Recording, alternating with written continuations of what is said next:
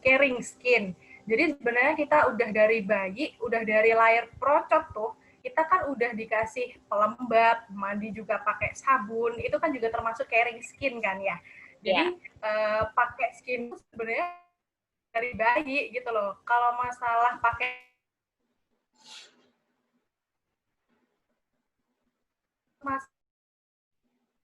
krim itu, maksudnya ya kita pakai skincare yang benar-benar skincare yang ditemplokin di muka tuh ketika emang kita memiliki problem, apalagi anak-anak yang emang kita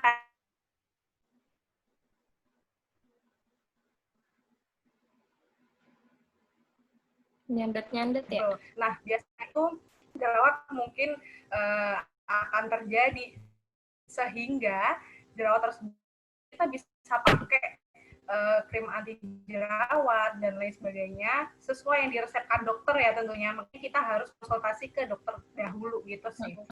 Jadi ya pakai skincare itu ketika kita mengalami suatu problem gitu sih menurutku. Jadi Jadi bukan kalau gara-gara kalau kita punya jerawat ya jerawatnya dulu gitu.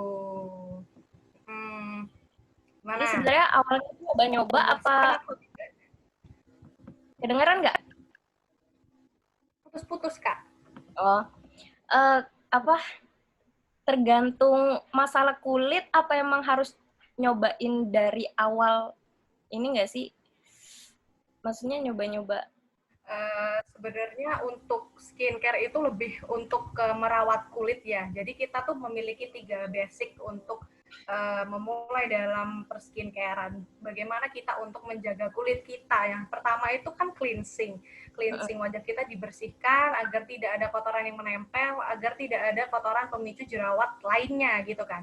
Terus habis itu kita pakai moisturizer. Moisturizer itu untuk apa? Untuk melembabkan kulit kita gitu kan, agar tidak terdehidrasi. Karena kulit yang dehidrasi bisa memicu problematik lainnya juga, bisa buat bikin kulit tambah kusam dan lain sebagainya. Terus yang ketiga ini protecting. Benar-benar protecting ini sangat kita pakai sunscreen, apalagi daerah Surabaya, daerah manapun wes, daerah yang KRI ini kan benar-benar panas ya, jadi kita harus benar-benar pakai sunscreen yang baik karena ini benar-benar penting.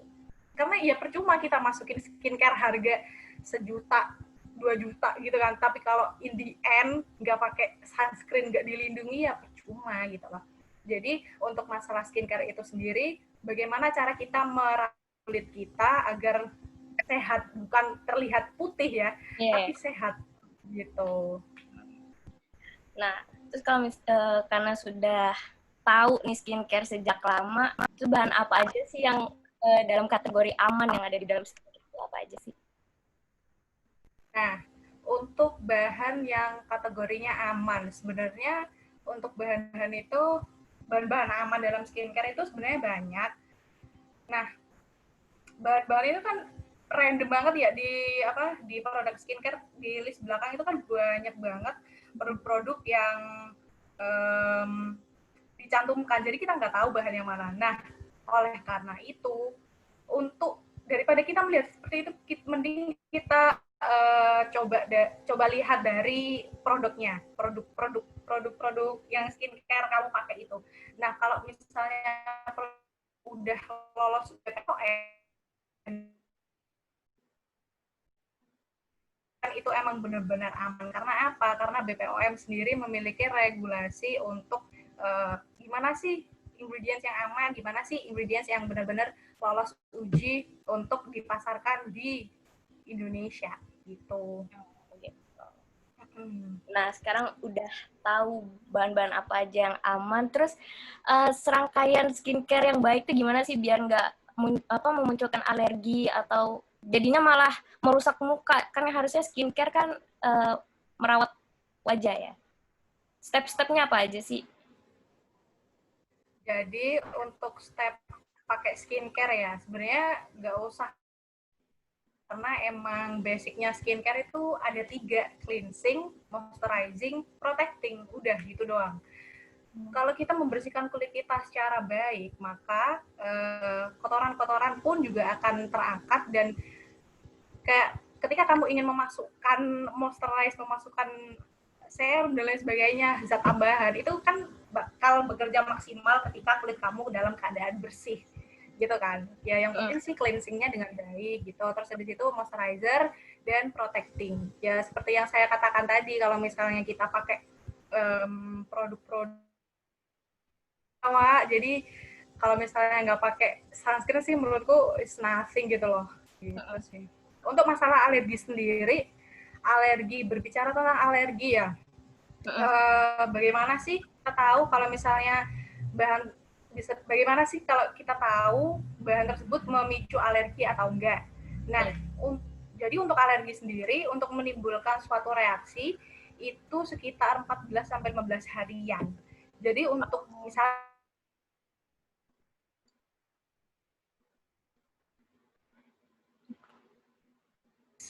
terus di hari ke-16 nih kamu kayak ngerasa gatel, panas dan lain sebagainya. Nah, itu bisa jadi kamu jadi alergi.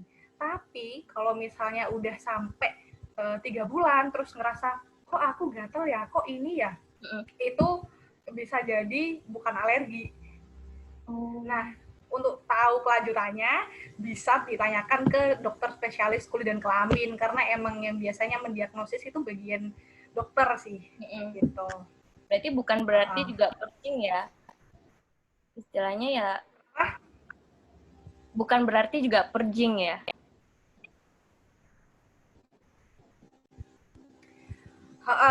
Untuk purging sendiri itu ketika kita melakukan mencoba produk yang mengandung exfoliator kayak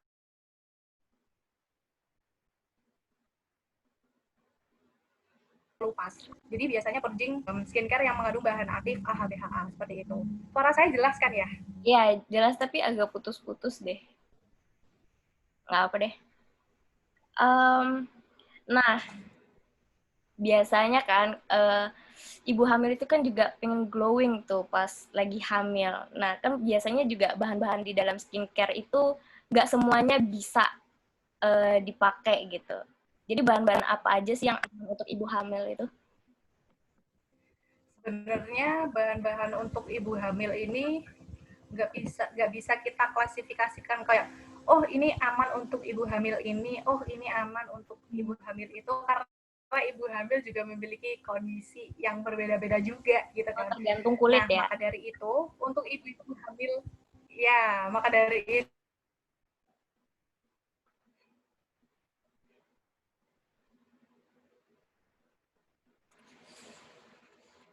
hamil juga jangan benar-benar konsultasi dokter. Kita nggak apa-apa dokter kayak misalnya dok ini saya boleh nggak pakai ini, dok ini kandungannya apa aja gitu kan, pasti dokter akan menjelaskan sih.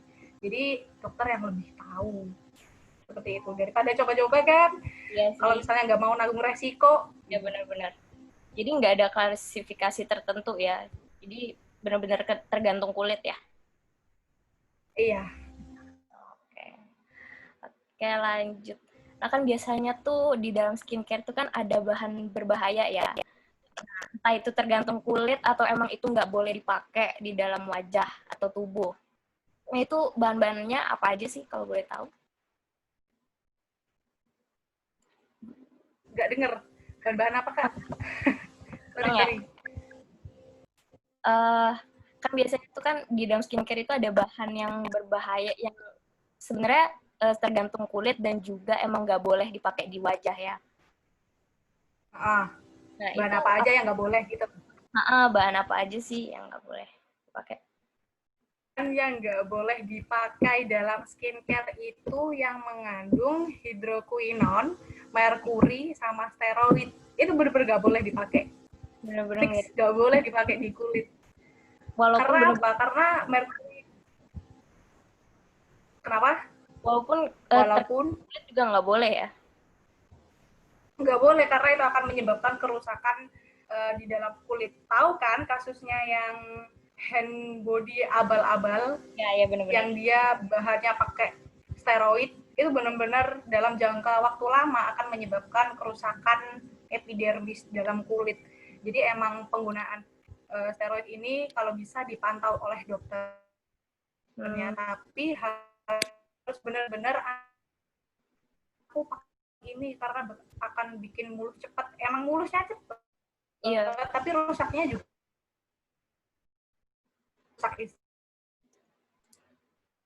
rusaknya juga cepat ya.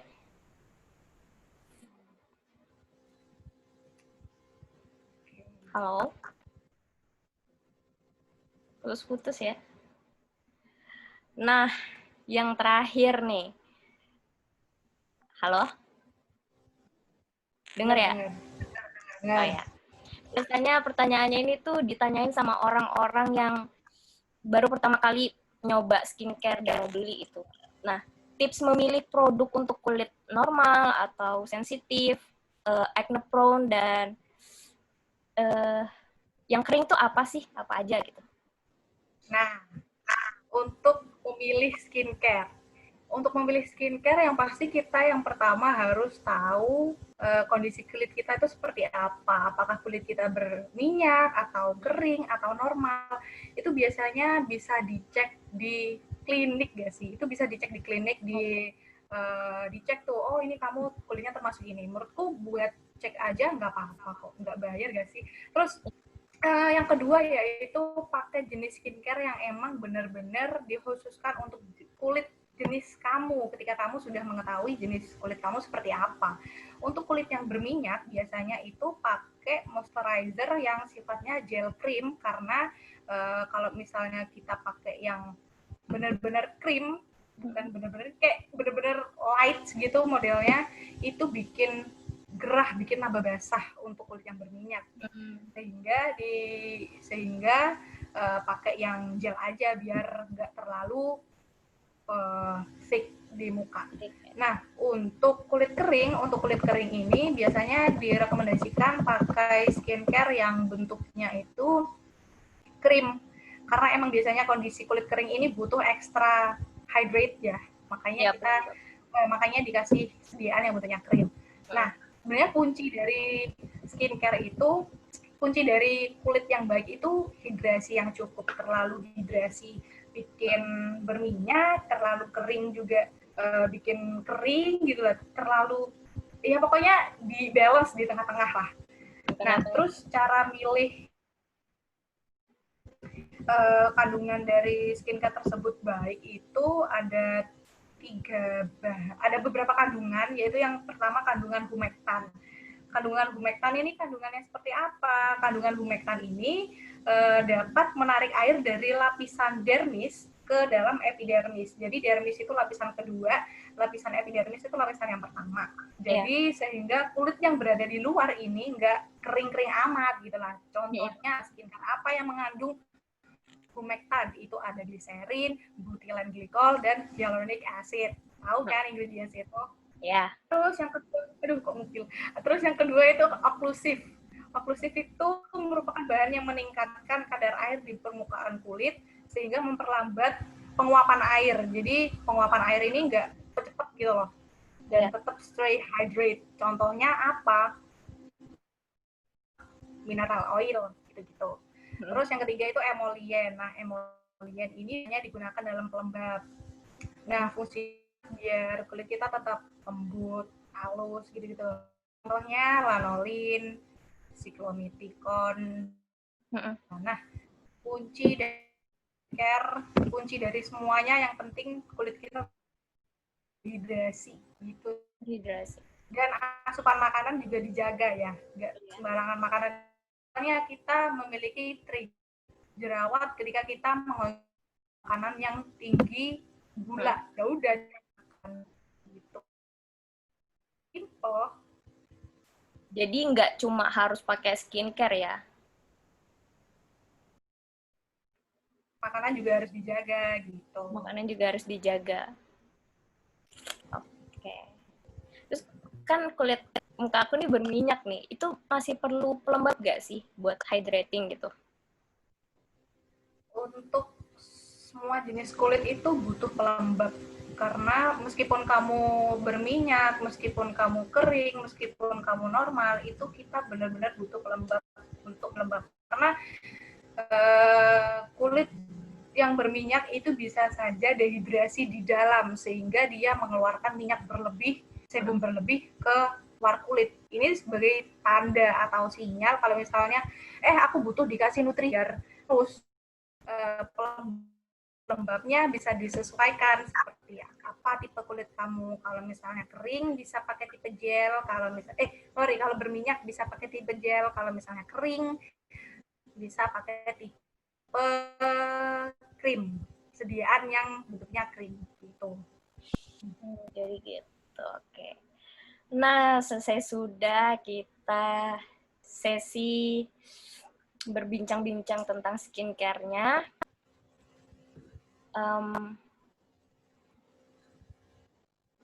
Aku buka sesi tanya jawab ya. Untuk peserta yang mau nanya silakan.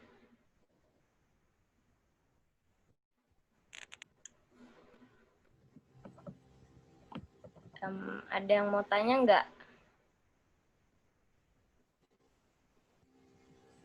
Hai, ya, hai. mungkin ada yang mau nanya. Udah diambil ya.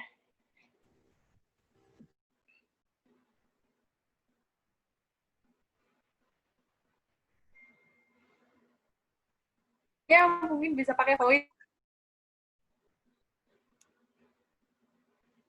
Saya mau tanya. Oke.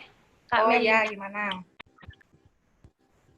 Jadi kan kalau misalnya nih skincare, kita tuh udah beli skincare lama, tapi belum habis, jadi masih banyak gitu. Tapi Ada efek yang buruk buat kamu ya pakai aja, tapi biasanya menimbulkan efek buruk sih. Jadi efek buruk yang biasanya ada di kulit ketika kita memakai skincare yang expired itu biasanya kan di skincare kan ada pengawet ya. Kalau misalnya dalam waktu tertentu terus pengawetnya habis, maksudnya expirednya habis, maka pengawetnya pun juga hilang gitu kan, kadar untuk mengawetkan dari skincare tersebut. Nah, biasanya kalau kadar pengawetannya itu habis, biasanya ada bakteri yang muncul. Jadi, kalau misalnya pakai skincare kadaluarsa, terus masa expirednya udah habis, biasanya bakteri tumbuh sih. Jadi, dapat memunculkan problem baru. Tapi saya sebenarnya belum pernah sih pakai skincare yang tahu efek untuk diri saya sendiri tuh nggak tahu. Jadi menurut saya kalau kamu tatak pengen nyoba ya silakan coba. Kalau misalnya nggak tatak nggak usah karena itu ini iritasi biasanya. Oke. Kasih Kak. Oke. Ada lagi yang mau tanya? Halo. Halo, siapa nih? Aku diajak Ningrum, Kak. Oke. Silakan. Apa mudahin bekas jerawat itu? Nah, untuk bekas jerawat itu ada dua tipe ya, tipe PIA sama PIE yang warna hitam. Jerawat warna merah. Yang pertama yaitu kita dapat melakukan eksposur udara atau sinar luar.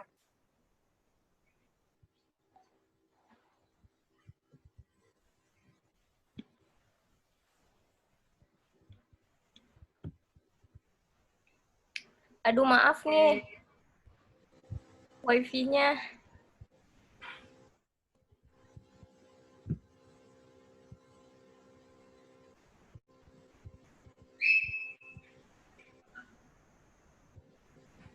Oke, udah. Ada lagi nggak?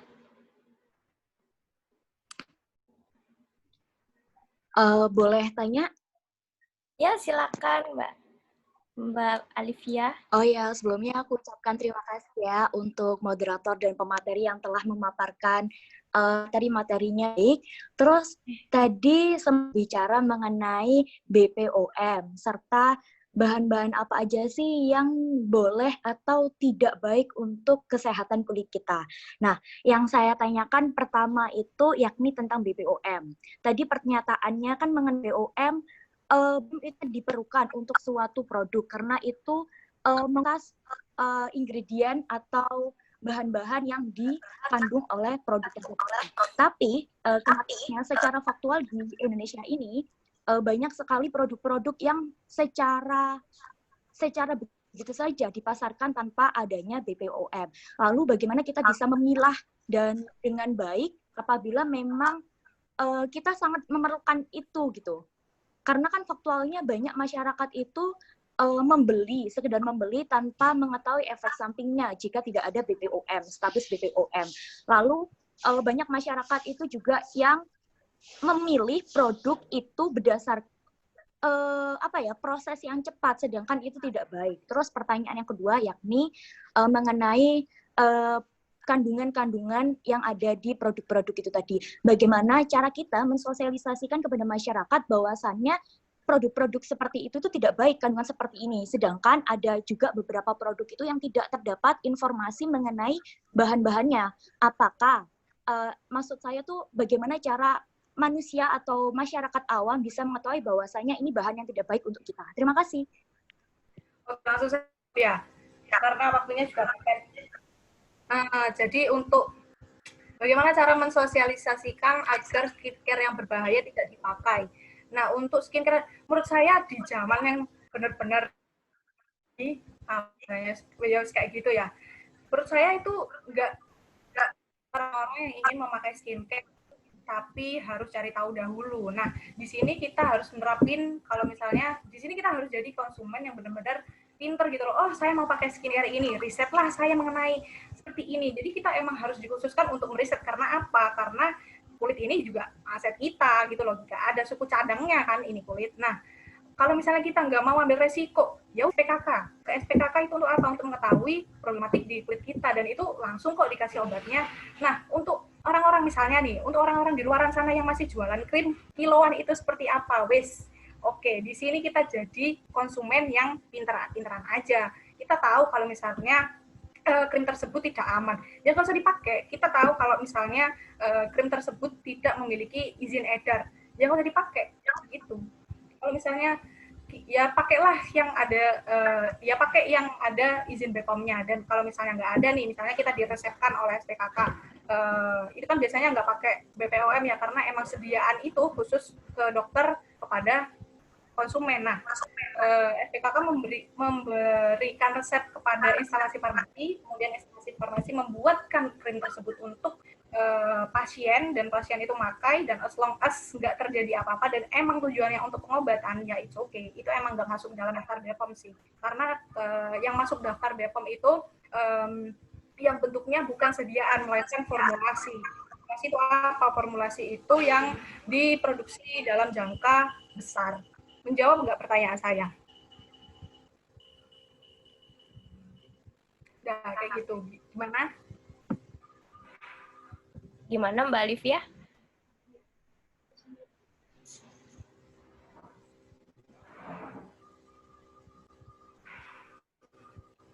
Oke.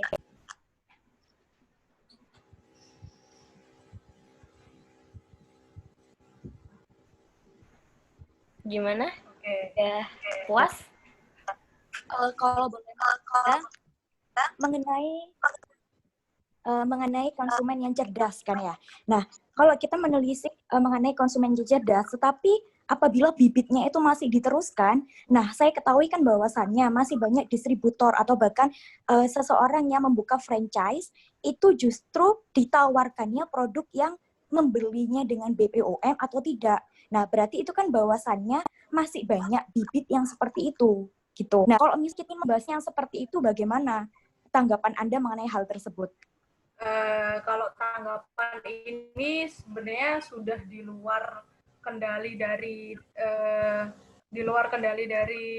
BPOM, keluar kendali dari orang-orang medis yang bersangkutan ya Kak. Karena menurut saya untuk hal itu tuh kayak permainan bisnis aja gitu loh. Jadi kita nggak bisa include in lagi. Ya makanya dari itu di sini kita menekankan bahwasanya kita harus menjadi smart buyer lah istilahnya.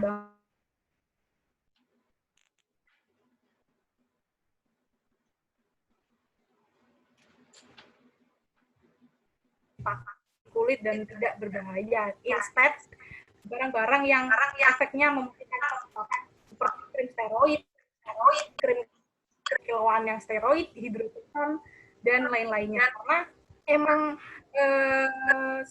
misalnya efeknya cepat, ya rusak cepat, apalagi yang bersteroid. Nah, untuk itu biasanya sih banyak sih campaign-campaign dari blogger-blogger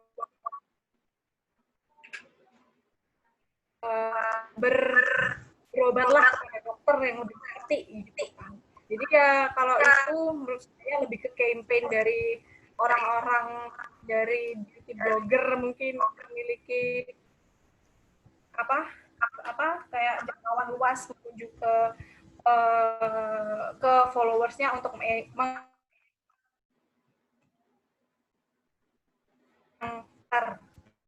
gitu. Nah, menjawab nggak? Sudah cukup, terima kasih atas informasinya. Maaf ya apabila jawaban saya tidak memuaskan. Oke. Nah, selesai sudah webinar kita sore hari ini. Terima kasih semuanya yang udah join, para peserta, narasumber kami juga terima kasih sudah mau ditanya-tanya. Oke. Iya, sama-sama. Semoga UAS-nya dapat A. Amin. Oke. Aku tutup ya. Terima kasih semuanya. Wassalamualaikum warahmatullahi wabarakatuh. Waalaikumsalam warahmatullahi wabarakatuh. Bye.